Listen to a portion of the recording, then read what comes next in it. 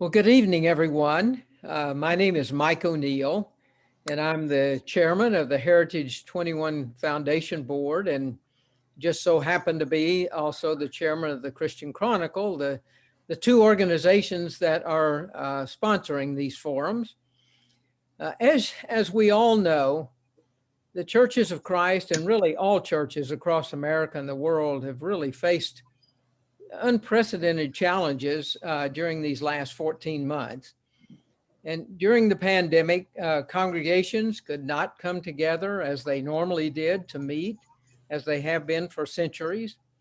Physical togetherness has been and still is quite limited. And this experience has had dramatic impact on a lot of individuals, on society, and certainly on individual churches. And much of that impact, I'm not even sure we know yet. Some churches have started to meet again, some a few months ago, some just recently, and some yet to start. And some have, and probably no one has attempted to try to re-engage all of their programs and all of their activities. And some of those may never start again.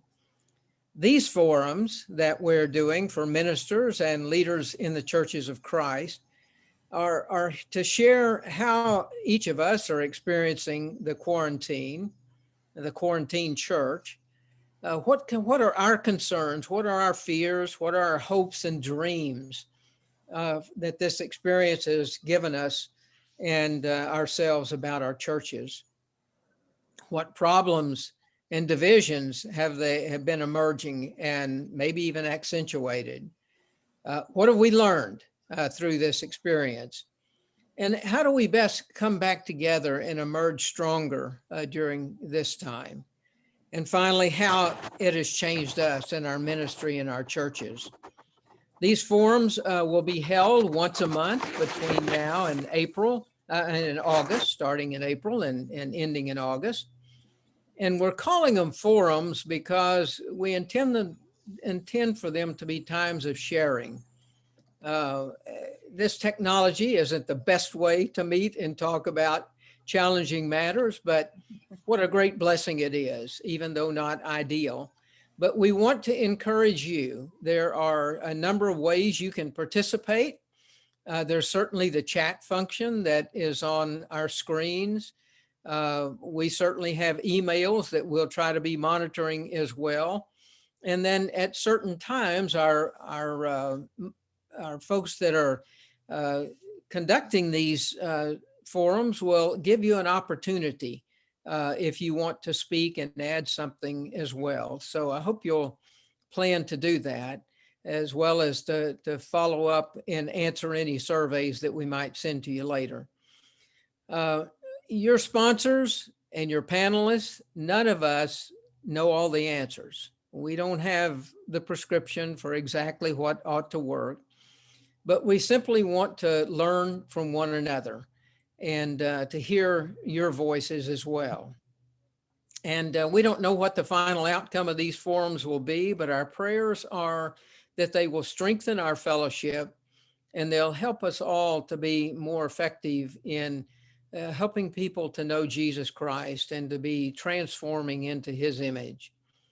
The forums are being sponsored by the Heritage 21 Foundation and the Christian Chronicle.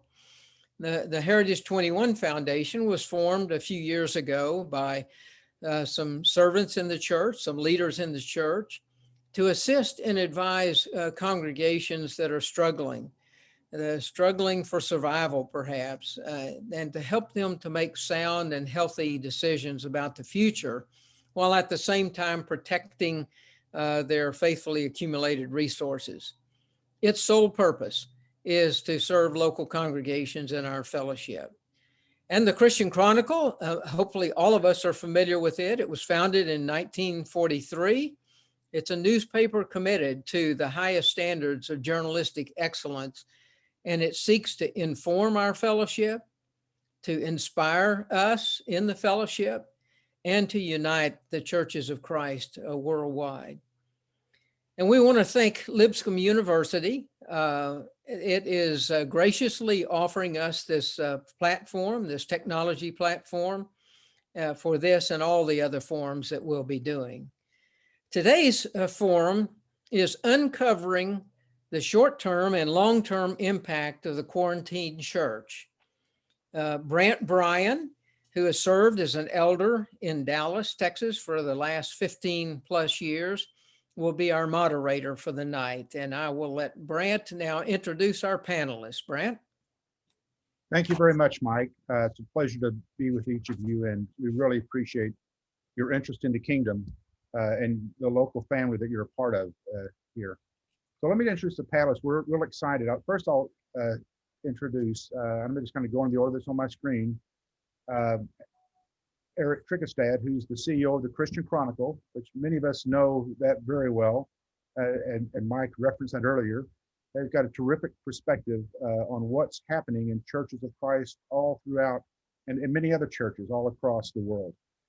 Mike Cope, who is sitting in Abilene, Texas, works with Pepperdine University, has been a minister for many years, but is a minister to ministers and a minister to churches today, and has a terrific breadth of perspective and experience on what's really going on all across the fellowship we have. Jennifer Mills is sitting in beautiful Searcy, Arkansas, where she's a part of the downtown church there. Jennifer fills a couple of roles here. She is a family minister, children's minister at the church there, but she's also one of the shepherd's wives there. And so she has a perspective also in terms of how a shepherd's family views the flock. And then Byron Bradford is sitting in beautiful downtown Dallas, Texas, even maybe a better town than Searcy, in my opinion. And Byron's an elder at the Marsalis Avenue Church of Christ, where he's been serving there and actually has been terrifically commended to us by a number of people. So we're going to start with that, and I'll just give a short perspective. We all know the last year plus now, since the beginning of 2020, has been a time of tremendous, unprecedented events, and we know it's global. I mean, my brother-in-law has been in India the last year, and you can imagine what he's going through there now. And in many perspectives, we've seen our workplaces change dramatically. What it means to shop is different than it was. What it means to have a call is different than it was. In 2019, probably 75% of us had never done a Zoom or had a Zoom or been Zoomed. We didn't know what that was. And now it's very familiar to us. Our businesses are trying to figure out how to come back into the workplaces. All of a sudden, then hospitals and medicine are being delivered differently. Universities are trying to figure out what is this new platform all about, and how does that change, or what does it not change? And that's also true in churches, not just our church, but all churches, from the Catholic Church to Protestant churches to churches of other faith. They're having these terrific challenges right now as to what they are and what they do and how it goes forward. And we certainly see and feel it right here in our fellowship. Most of us sit in individual churches around elders' tables and together, and we feel isolated and alone in this challenge, trying to figure out what should we do and what to do. And we don't realize these same conversations are going on in all the other silos all over the world. And so we're trying to bring these conversations together and build bridges of common experience and understanding. I will say that some churches have rarely been shut down in the last year. So people on this call have been mostly open. Some people on this call represent churches who have yet to be open. And so there's a great learning here. We appreciate everyone being here. And the title of this also deals with short-term and long-term. It's one thing just to get the building open and have people come, but it's another thing to think about what changes over the next few years, and what are we learning from this in terms of what changes us. So I'm just trying to put that in perspective from a broad sense. The Barna Group has done some studies. You probably are familiar with them, and the numbers are staggering, indicating that really just under 1/3 of people may not come back to church as we defined it in the past, which means they don't attend on Sundays. I find it interesting because they're also saying about 1/3 of office workers will not be coming back to the office. It's an interesting dynamic that the numbers are about the same. It's a very big dynamic going on here. There's another part of that study that has shown, of a study that has shown that maybe as many as 3 out of 10 ministers are seriously considering leaving the ministry. We hear stories of people having made those decisions in the last 30, 60 days. And those are very concerning things with this. It's my personal opinion that then I think this is evidence. There were already a lot of problems. You go back to 2017, 18, 19, the attendance numbers were not great. Participation numbers were declining. And just like internet shopping accelerated by a couple of decades in a year's time, so did the fissures in our churches. And all of a sudden, things that were already drifting apart got ripped apart. And now we're trying to figure out how to put those things together. So I think some of the things we talk about are not just because of COVID, but there were problems already there. So I start with that. That's just kind of our perspective. And I'm going to start with the panelists and we're going to start with a personal question and kind of talk about this and ask to the audience. The first question is really, how has this affected your personal self in that? And we'll ask you to say, what's been good about this time of quarantine and what's been hard about this time of quarantine. Jennifer, I'm going to talk to you first and ask you to comment on how you've seen it in as a elder's wife and as a minister in the church. Just what's your reflection on the difficulty of this? The shepherding model that we've had to adjust to is one that we've just been forced to do more long distance shepherding and doing more via social media, whether that be Facebook or texting, and that makes it really difficult to know truly what's going on in the homes of our sheep. We're relatively new at the shepherding gig, and we pretty well stepped into it when COVID hit, at least in an official capacity. We had been leaders of a small group previously to that, and when our people needed us, we knew that because we were in proximity with them in small group, and we were able to at least weekly be physically in the same room with them, and we were able to get into their lives and minister to them regularly. And that shifted in COVID, and especially the first 6 months or so, we had to rely more on those what seemed less personal methods. And sometimes it allowed people to hide behind the anonymity that they could get behind that phone or behind that screen. So we're just finding, our way again back to what we hope is a more normal way of shepherding. As far as from a minister's perspective, and I know this is more what this afternoon session was about, but very similar feel. We had to do a lot of Zoom story times and Bible classes and we worship and things like that, which did not permit us to be in the lives of our parents, especially. We were relying on programs and activities before, and now we have to rely on media. And again, it's just been more impersonal, and we've had to do a lot more, I think a little more work to try to find out what's really going on in homes. Mental health has been a real issue in our community, as I know it is in others, and we've sensed it in our own home. And so we've had to be very intentional as ministers, church leaders, and as shepherds to really dig into that and see, maybe even be a little pushy at times to find out how we can minister to our folks. Thank you. Thanks. That's terrific. So, Mike, let me ask, as you looked at this, not just from you could mention yourself, but also from what you sense from other people in churches, ministers, church leaders that you talk to. And you're muted. I will remind you of that because your little microphone is red. I'll start with personal. For 25 years, I've had people complaining that I've never watched West Wing. So I've watched West Wing now. There were some actual things that took place that just I never took the time. It took some patience. It felt like a year of that was healthy in some ways. A lot of exercise, a lot of reading.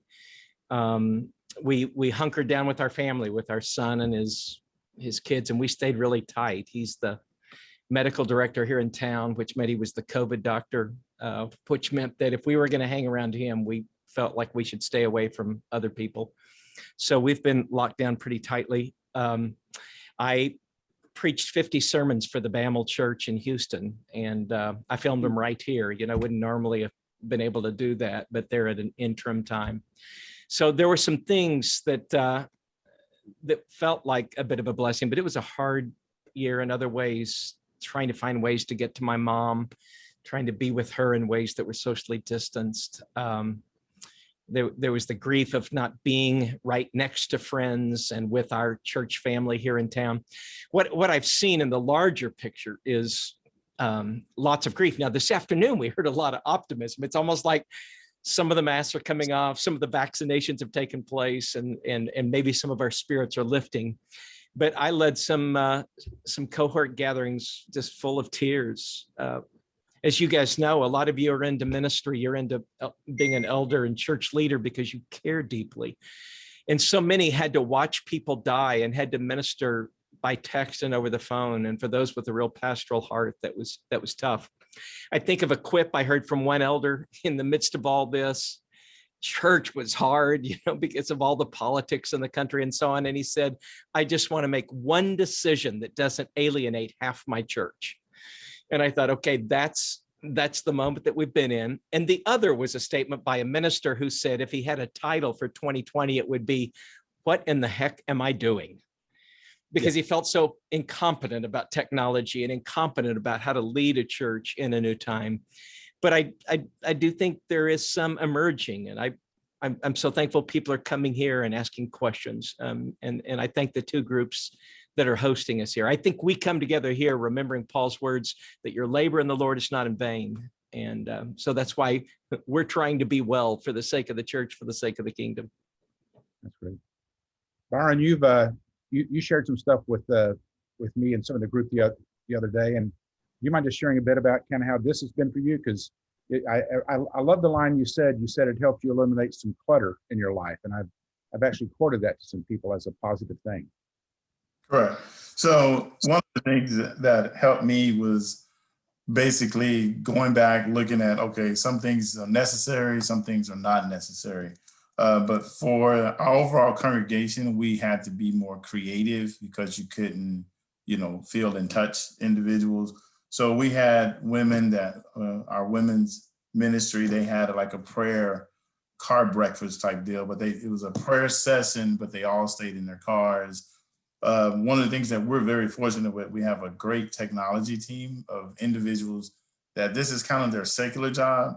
And then they just brought all of the best practices, and they brought it to our congregation. So we were already live streaming a lot of different things. So that helped out tremendously. We had to get more creative. We do a graduate program every year for all of our graduates for all grades. And so we basically opened the building, but we did per family. So we had that touch and feel. So they came in. But personally, one of the things I've always said, just for me, is that I wanted to come out of COVID better than I went in. And that's just a personal thing, is that's both spiritual, secular. There's a whole lot of things that I was looking at in my own personal life that says, okay, if COVID hit, the first key was not to get COVID. So I was very practical. I stayed at home. I didn't do a lot of things. We had a congregation, our leadership had a meeting, and we said, well, we're going to meet that first Sunday before we decided to close. And I'm like, well, you would meet that first Sunday. I'm going to stay at home. So we kind of worked that out. It was a joke, and I told the sheep that I separate to make sure that I was giving them the same message. But I wanted to make sure that things that I did before, it's either things that I was doing well, I wanted to continue to do that. Things that I was struggling in, I wanted to improve. And things that I knew that I wasn't supposed to be doing in the first place, because I think we all have sins. So therefore, I removed those things basically out of my process. So there's a lot of things that I wanted to improve on, but my mantra was I wanted to come out of COVID better than I went in. So I think that's one of the things that we looked at. But again, the biggest struggle was probably when we had members that die. We couldn't really go to the hospital. We really couldn't visit. When they got sick, we had to, like you say, call, check on them. So you really could only minister them up to that door. And then after that, you were pretty much done. So that was probably the hardest adjustment that we had to make as a congregation for me. That's been really hard. I get that. So Eric, I'll turn to you. You can speak to yourself, and also you've been doing so much research on what this means to churches all over. Feel free to comment on that, just in terms of how this has affected you as a person or people that you've talked to. Well, for the past few months, we've been working on a series called The Post-Pandemic Church, which kind of dovetails into what we're doing here, and just kind of getting some feelings from folks around the country as to what's going on. The first big takeaway is, I grew up in this fellowship, grew up in the pews of the Southside Church of Christ in Macon, Georgia. Give them a shout out. It's now the Thomaston Road Church of Christ. But the main thing, hang on, my phone Siri is getting directions to my church in Macon. It must have heard, "Hey Siri." Apologies for that. Live TV. So the first real takeaway, I grew up hearing that the church is not the building, it is the people. And that the feedback that we've gotten from everyone said this has just been overly emphasized by the last year. And we've really redefined again what church is. So the first part of the series is we asked that question. We've redefined what success is. I was saying in the earlier session, I talked to a minister in Houston who said, we used to measure the success of a church event by whether or not, by how many people showed up. And now we measure the success of an event as to whether or not the event actually was able to happen or not. And we really have seen the way that the pandemic has turned all of our expectations on their head. The big mega churches now, the 2,000 member churches, they're the ones that are most at risk, it seems. And they can't meet. I think Jeff Walling was telling me maybe packing 2,000 people into a room isn't the best idea. The small, dying rural congregations that have these big facilities that are way more space than they need are suddenly primed for optimal social distancing, in-person worship. So they've even had maybe a little bit of a renaissance, some of these, because they're also sponsoring the Zoom element to what they're doing. They're doing a little bit in person and a little bit of Zoom. And they say they've reconnected with members that have been part of their fellowship, that they've been gone for a long time. Folks that had left town are able to now Zoom into their home church meetings. I've been able to visit my own home church virtually several times back in Macon, Georgia. So that was one of the big takeaways we had. And then it kind of led to the second part of the series where we have certain members of our fellowship wondering why we need these big buildings now. I talked to a group out of Auburn, Alabama that is meeting in their backyard and has started what is called Backyard Church. And that is, small group ministries, smaller churches, house churches, maybe seeing a little bit of a renaissance here as well. Because we've wondered, the amount of money that we spend on these church buildings to use them essentially for 1 hour out of the week. Most of our improvements and expansions to our church building here in Oklahoma City have been for the 1 hour of Bible class to accommodate everyone. Multi-million-dollar upgrades in some cases. So with those shut down and not being in use, a lot more people are saying, is this really what we need? Do we need these large facilities? So that's kind of the second thing that's come out of it. The third piece, which I just finished the first draft of it this morning, is about adult education. Because the people that are on this Zoom call now, the people that are going to the traditional Bible classes, adult Bible classes, whether they're back in person, some of those are just starting up. We went back to worship services in most cases pretty early, but then the adult Bible classes just seem to be kicking into gear right now for in-person meetings. Those are the ones that the folks that are coming into those classes, a lot of them are also learning through YouTube. They're doing job training, and then they're able to attend these master classes with, for example, screenwriter Aaron Sorkin. Somebody mentioned The West Wing earlier, and they're getting all of this high-level instruction, and then they're coming into your Bible class. So what do we do to improve the quality of our Bible classes? Do we have these, scriptural studies that go on for weeks and months at a time, or is there a more specialized type of learning that we can deliver now? So in all of these things, the common theme here is this kind of reset button. And that is how a lot of our brothers and sisters have seen this pandemic as a chance to reevaluate what we do, find out what we're doing right and what isn't working, and move forward, because we have this opportunity now to kind of reinvent some of the ways that we do these things and question why we do them the way we do. That, I think, has been a positive outgrowth. And that is where I see a lot of the energy right now, is with this idea that the sky's kind of the limit, that we've been given this opportunity to come in and kind of rebuild things from the ground up. So that's, I feel like I've talked a lot now, so I will turn it back. Well, Eric, that's a terrific point. And as we think about these forums going forward, I will tell you that we get to that obvious discussion. What is it we let go of? What do we hold on to? And I think there's a fundamental question: is what is it that defines church? Is it the Sunday morning 1 hour, or is it something different than that? And I think we're discovering that in the process. But so we have a polling question I want to throw out, and I'll ask Caleb, do you mind putting that up on the screen, that we're going to ask you just to respond to? Many of you saw it this afternoon, and you should all see that in just a minute when Caleb, if the Lipscomb internet is working, Caleb's going to post it on the screen right now. Yeah, sorry, I did not realize that was for this session as well. I thought that was just for the afternoon session. So if you give me just a few minutes, I will get that added in. We'll come back to this. So what we want to get a sense from you is, we've asked the people, how has this affected their ministry? How do they feel? And we're trying to get a sense from you, how do you feel about your own ministry as the group as a whole? Are you optimistic? Are you discouraged about it? And this. So we'll pop that up in just a minute. We'll ask that. And I think it's, I do find it interesting as we have these discussions. There's a wide spectrum of people's experiences, but we all feel a challenge that something's different. So that's the one thing we've kind of figured out, and the prescription is going to be different.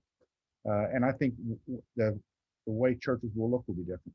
So, I'm going to keep moving. Let me ask this: other people in the group, we've got some faces I know, some faces I don't know, but your own experiences, do you have reflections on how this pandemic time, this last year, has affected how optimistic you are about yourself, or how concerned you are, or the challenges you face? Anything you'd like to share? And it's a great time to share. We're all just in this walking together. So I'd encourage you to speak up.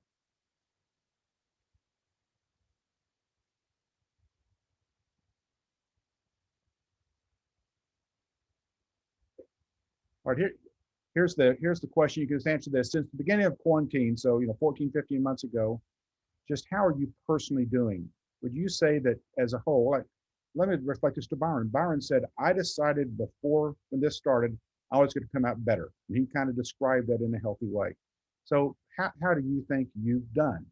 You think your personal self, that's really hard to define, but are you generally feeling good about it or bad about it? You can just answer that, and when we get this, then Caleb can share with us kind of how we generally feel. I would give myself a 5 now. When I first started, I was probably a 3, but how can I say it? I am not an introvert, but I have gotten to an age where I'm my own best company. So honestly, I had to get better with that, but I really say that I'm a lot better. But I think the key is, when I say I want to do better, that means I wanted to do more meditation, devotional type things for myself.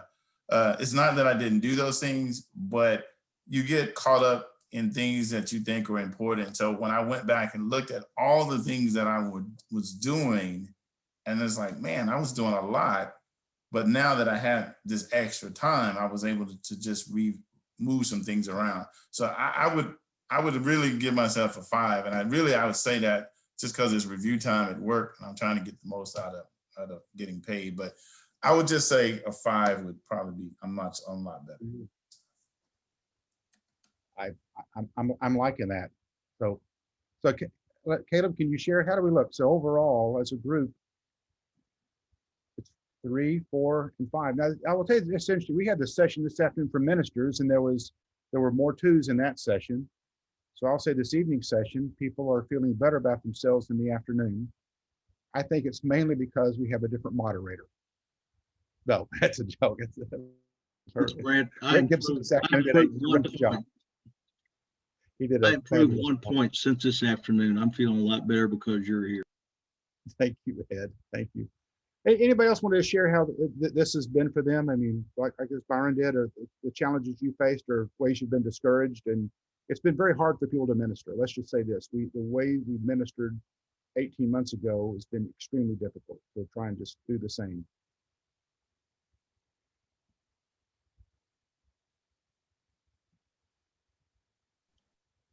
I will speak. I actually worship with Byron, and we work together at the Marcellus congregation in Dallas. Great, Joel. Yeah. And I suppose what I have found is I've had more time to do some of those things that I frequently talk about. So one of the things I committed to doing and part of the pandemic was I committed to reading more. So I've given myself more time for study. I have a good friend who is a professor of theology and philosophy, and I had weekly sessions with him that I thought was just going to be just the two of us and a cup of tea in the afternoon. And he really demanded that I read and give reports and do everything but take a final exam. So I studied. I had a chance to study more, and I spent more time in prayer privately, just myself, and even ministry took a different turn in terms of how I related to some of our members.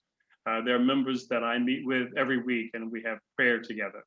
And so it has opened up some additional opportunities. So overall, I guess I am feeling optimistic in terms of what this will mean for the future. But it has opened up some opportunities that I perhaps knew was there, but I never really exercised before. That's a great sharing. Someone else? Bryant, I became an elder in October of last year. And so the pandemic has given me an opportunity to make contact by phone, by letter, by email with a lot of our members. And that has really been a blessing for me because I've gotten to know people better by way of that. I've gotten good feedback from people. They were pleasantly surprised, it seemed like, that an elder would reach out to them and encourage them and be concerned about them and want to know what their needs were.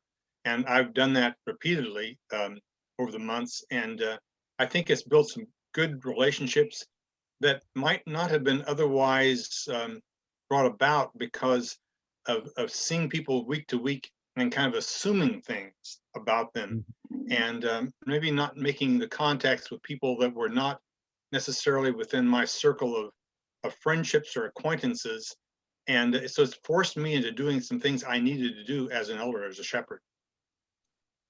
That's great. That's a terrific statement. Anyone else? Brand, I might mention something I think during this period that's, I think, tough and been enlightening is death. And I mentioned in the chat that Mike Myers, our 40-year-plus minister, died of COVID in April, now a year ago, still have not had his memorial service. And so that was you couldn't visit Mike. The congregation went and people parked cars in the parking lot of the hospital and prayed outside the hospital. Of course, that was a good thing, but it was tough. My mother died in January, not of COVID, but she was in a memory care facility. My dad unable to visit her. She was isolated for the last few months of her life, almost a year, until people were able to see her just briefly. So I think there's been a lot of that maybe is a tough thing. We've maybe learned some things. In my mother's case, we just had a very small family graveside service, but then we decided to do within 10 days, a video memorial. And so we had people, use their iPhones, and all kinds of family members were able to send messages in. I bet my dad has watched it 50 times. Wow. And he's 93, and we thought he'll never go for this idea. And he thought, I think that would be great. So that was an unusual blessing in a way. But I guess in summary, I think people in the hospital and people actually dying has been probably tough on a lot of people in churches, well, the whole society, but it's something that the church has probably some unique skills to offer in the future. That's terrific. And by the way, Eric shared in the chat room the link, the article they did on Mike. So a great man. I personally know 18 people. I've shaken people's hands I've shaken who died from COVID. And I mean, it's like none of my immediate family, but it's like, you know, my sister-in-law's sister, people like that, and a ring away classmates and stuff. It's either COVID very directly or COVID extremely, you know, indirectly, but really close. It's a tough time. And the grieving part of it is unfulfilling, you know. Let's kind of shift gears, because we talked a bit about how this affects, and I think we're all have some experiences, but as leaders, what we care for is the church, and how has this affected ministry? And so we want to kind of shift to that topic a little bit. I'm going to go back to our panelists to just briefly kind of start. And Mike, as people look at this, how do you feel like this has made them more optimistic or more pessimistic? And I think about ministry, and I know you, with ministers and church leaders, you can kind of cover both those, Mike, in that, but what do you can answer yourself, but you also have this great window to other people. What do you think the general direction is? Sure. I think we've all hinted at this. For one thing, people are probably not taking community for granted like we did one time. Those of us who our churches didn't meet for a long time, when they finally did meet, the sense of joy, even if it's still requiring masks and some distancing, just the seeing of people and anticipating a day when you are with them and in proximity. So I think that's going to wind up blessing our churches, that people now know I don't take this for granted. I mentioned in the afternoon session that I led a group of ministers, and it was just a really, really bad day for everybody. I don't know why. It was just one of those days that if you'd had the papers and a pen, everybody might have resigned from ministry. But at the end, one of the ministers asked if he could share something, and he pulled out a keyboard and he played "How Sweet, How Heavenly is the Sight When Those That Love the Lord." Just the dam broke. There was crying everywhere, because we realized that is what we miss. We miss people, we miss the community. Burnout is high responsibility, low control, and low reward. Now, those of us who do leadership in churches of Christ, we're used to high responsibility and low control, but usually there's a higher reward too, the reward that comes from seeing what happens through your hard work, of seeing other people, getting feedback, having coffee. But during this time, it tended to be just that, high responsibility, low control, but low reward. So I'm looking forward to getting back and having people in place. I do think there's some great stories. Eric's told some of them. John Reed was on our call this afternoon. At John's congregation in Southern California, Hilltop, they baptized 16 during quarantine. And as you know, that's not been easy in California, but that's a joyful thing. I think we're going to hear, in addition to the difficult stories and the difficult losses of people, we're going to hear some surprising things of what we'd learned. One last thing, Blair, and then Brant, and then I'll get off. And that is, I think this is spoken into what can be an idolatry of bigness. You alluded to that before, but when a church's main focus is just on getting bigger, it then almost is easy to become getting bigger, however, and whatever it takes. And if we can set that idolatry aside and just be faithful and press forward and more evangelistic, that will speak a strong word to our increasingly secular world. Thanks. Wow. Jennifer, what about for you, from your perspective, in terms of as you look at your ministry and the ministry of the church there? How do you see that, optimistically, pessimistically?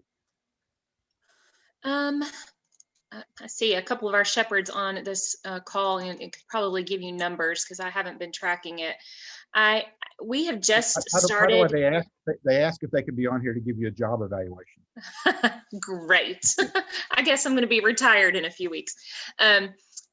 We've just started Bible class back in the last, this will actually be our second week. And I think people are feeling a greater sense of community just from even the 1 week of interaction. The face mask mandate here in Arkansas has been lifted. It's still recommended, but it has been lifted. So I think from that sense, just the climate at downtown is better.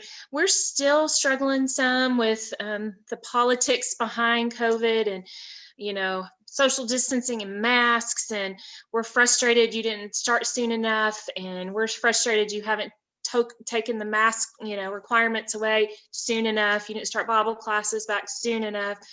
So we've lost some families, at least temporarily, to other congregations.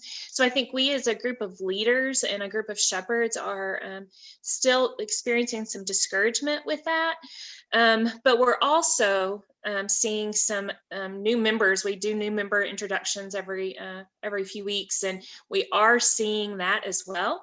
And I think if we can step back and look, we'll see that we're probably gaining as many as we are losing, and that's a pretty successful. But we are also in the process of revamping our vision, and we were doing that prior to COVID.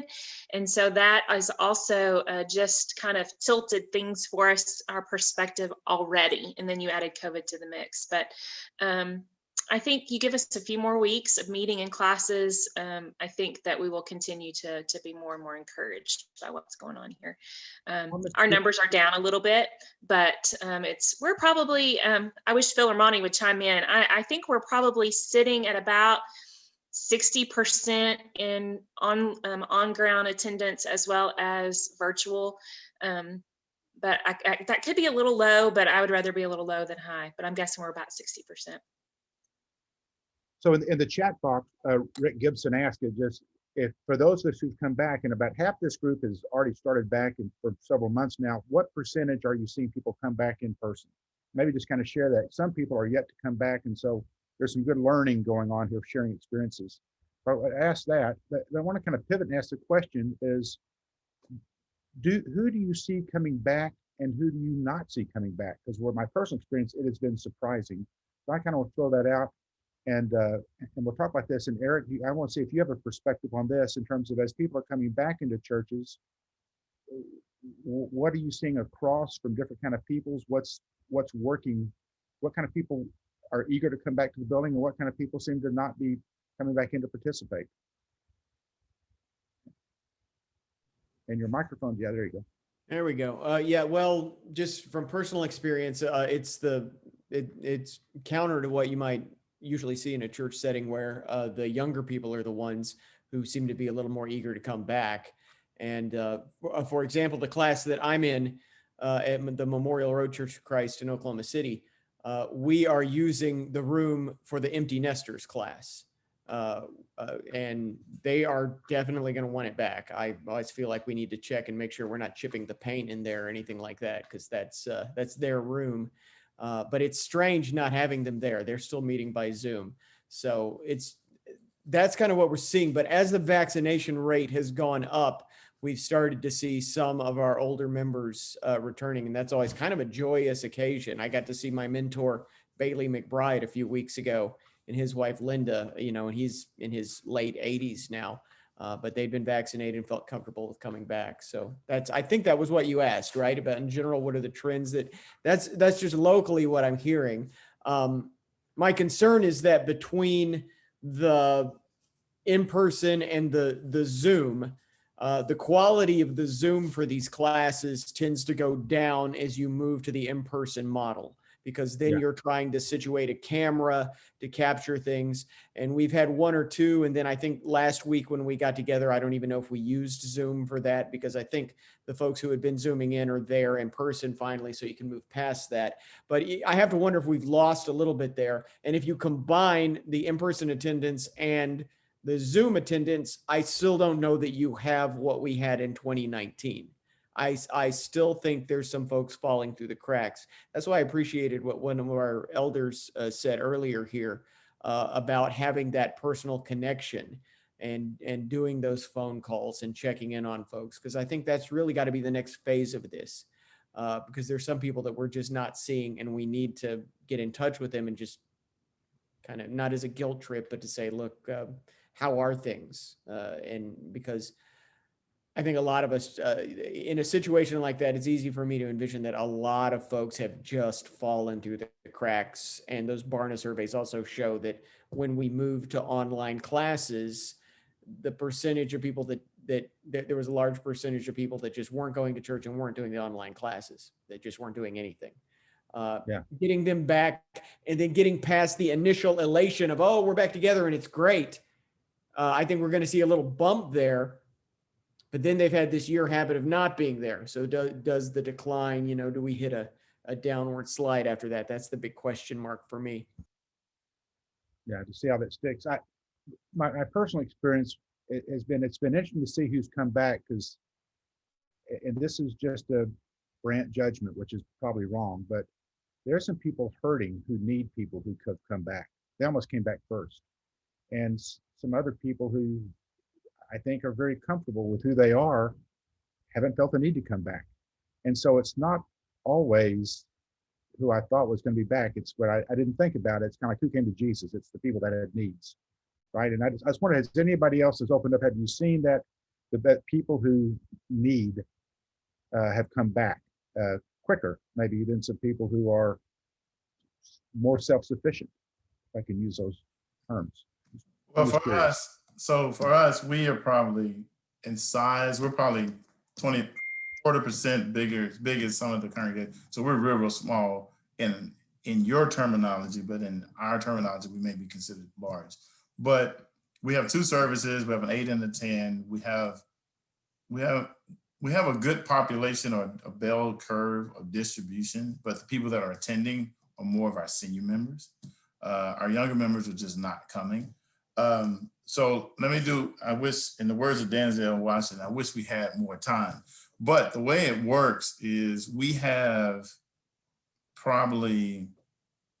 about 80 people come at the 8 a.m. service, and about 40 to 50 come, but we don't have a lot of that seen. So one of the things that I'm optimistic about is that I know the congregation will all learn how to do ministry better. That's my optimistic process.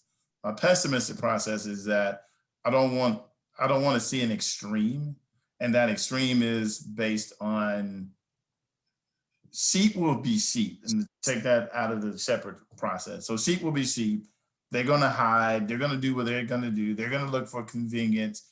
And we were set in a position to be leaders, to have discernment, to have understanding.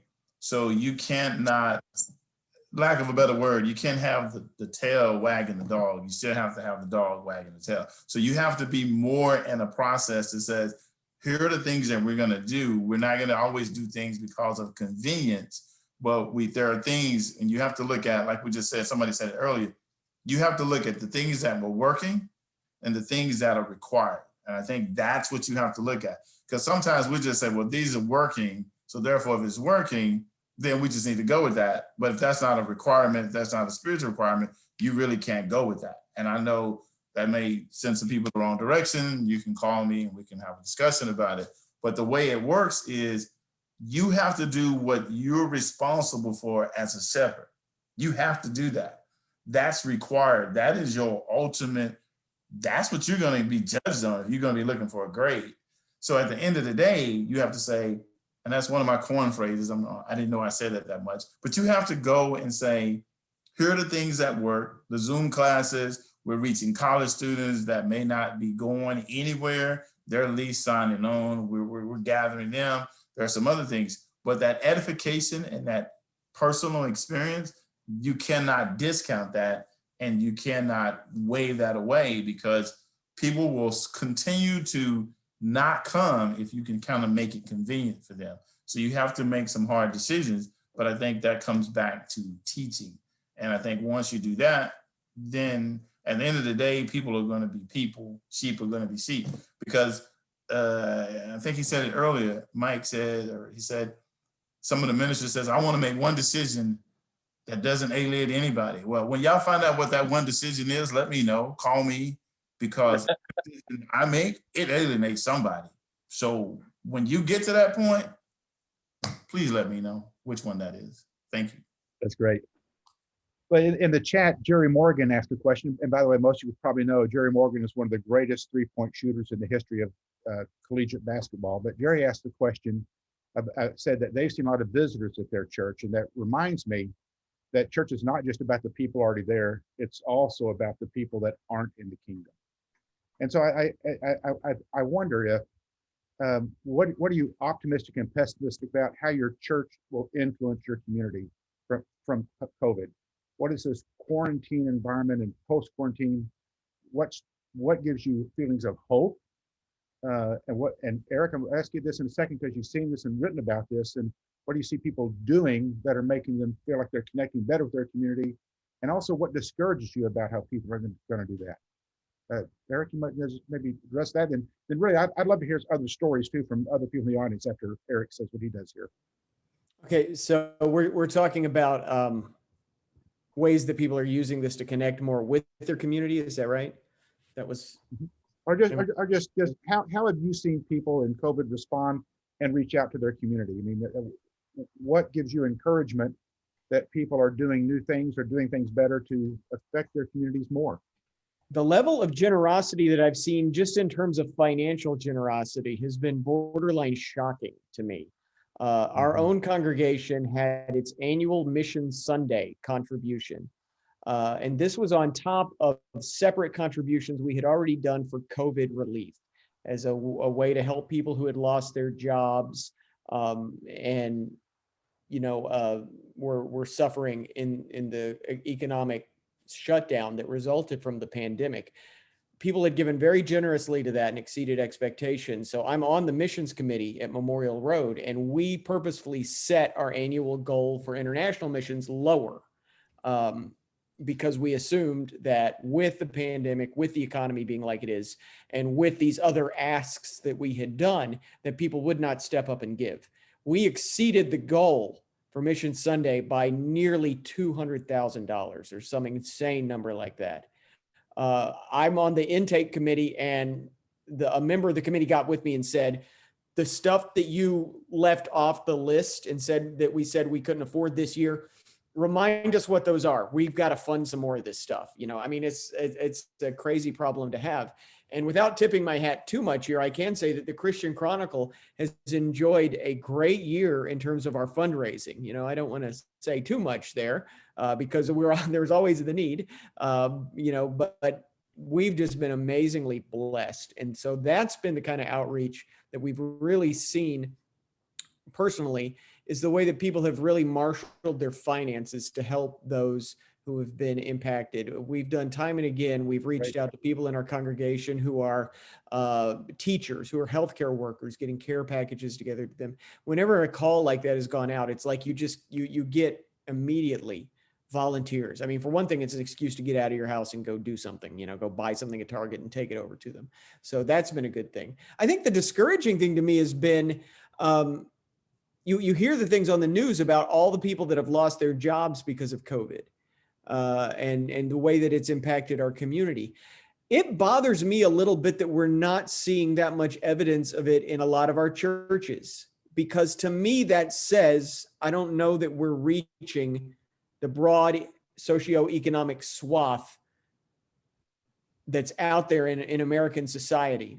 That are we really a fellowship that has moved from the wrong side of the tracks onto an area of prosperity, to where we do not have among us the people that are really hurt by this? And what can we do to bring more? It's been a real eye opener, and it really seems like we should be hurting a lot more than we are.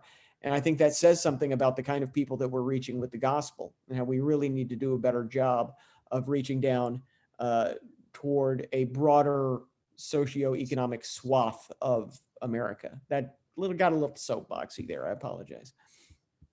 No, that's great. I'm going to actually turn it back over to Michael O'Neill in just a minute. I realized we're getting close to our 1 hour time. We want to honor that time. And this has been terrific. You can see how there's so much to discuss here in future sessions, that we're going to really talk more about how we reconnect with members, how we use this to reach out to our community. in the next session, a month from now, is how to let's reconnect, re-energize, re-engage our church. We'll have some different panelists and people running it, so it'll obviously be a much better session than this time. At least for the moderator. The panelists will probably be less, but with that. But we're also going to talk about later about there are these divisions that exist. And we didn't talk about it much here, but this past year has been terrifically difficult for churches all over trying to understand cultural, social, racial, political, everything else except maybe SEC football. I don't know, but all these differences have emerged where people can almost not be together. And I've heard people say, I just don't think I can be there because of the political tone of the church. My friends of different places in the country have said that it's hard. We're going to talk about just those kind of things. How do you come back together with that? I think your learnings and your experiences are going to be incredibly valuable to that. So I want to encourage you to participate. And also, if there's other people you know that you think would benefit from this, to share this with them. We're not trying to do anything in these forums except give people a chance to hear other voices going through the same thing they are, so we all don't feel so isolated. And I encourage you that the chat feature here has been going on. It's been terrific. I want you to know we're going to take these chats here. We're capturing them. We're going to post them on the Heritage 21 has a resource section now in post-quarantine churches. Our panelists have shared resources they have. We've put that on. We're putting that on there. We're going to put these chat discussions on there. We're going to email you these chat discussions. We're just trying to help you as best we can in any way. And the Chronicle is doing that same thing in so many ways, and we praise them and are thankful for what they do. So I'm going to turn it back over to Mike. Mike, I'm going to ask you if you would please just end this with a prayer of thanks and blessing for this time together. Hey, Brent, this is Byron. Can you hear me? Yeah. So yeah. Don't take this the wrong way, but I think this is very important. And I think it's a great tool for what you put together. And I appreciate, I always thank Lonnie for throwing my name around. I'm glad he thinks that much of me. So I usually don't think that much of myself, not verbally out anyway, but it's in my head. But I think the timing is not enough time to do what you're needing to do socially, get it out. You mean the 1 hour? You mean the 1 hour? 1 hour is not enough time. Trust me. Yeah. Trust okay. me. Good counsel. I have a whole 45 minutes in my head that I can't even get out, but I know somebody else has as much as I have. So I'm saying just as whoever's the committee, whoever's looking at this, you might want to leave an hour and 30 minutes. And then if it goes well, then you may, because the reason I say that, I do a weekly connection group with my congregation for the group that I'm kind of responsible for. And I told them it would only be 1 hour. Just check in, see how you're doing. We could talk about everything you want to talk about. We may do a quick lesson, but we just meet. I have to purposely close the meeting 2 to 3 hours after we've met.